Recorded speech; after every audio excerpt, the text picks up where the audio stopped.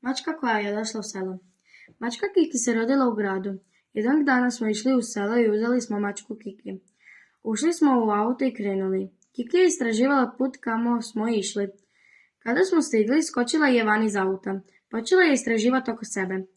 Kasnije smo ušli u kuću, dala sam joj igračku pčelu koju sam je kupila u Zagrebu. Puno se igrala sa njom i jako joj se sviđa. Sada se ide malo igrat van, a usput će obaviti i WC.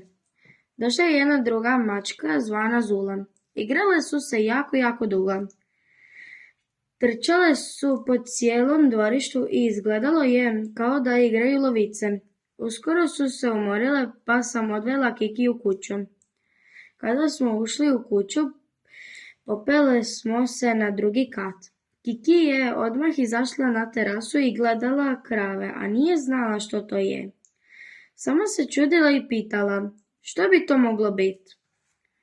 U svoj toj igri brzo je pala noć i Kiki je zaspala. Došlo je jutro i Kiki se probudila. Odmah je uzela igračku i počela se igrat. Išli smo van gdje je opet vidjela Zulu. Igrale su se i zabavljala. Došli smo u kuću i popele smo se na kat. Kiki je opet izašla na terasu gdje je ponovo vidjela krave. Čini mi se da je napokon shvatila da su to krave. Čula je mačku Zulu pa su se počele razgovarati na mačjem govoru. Došla je noć i morali smo krenuti doma.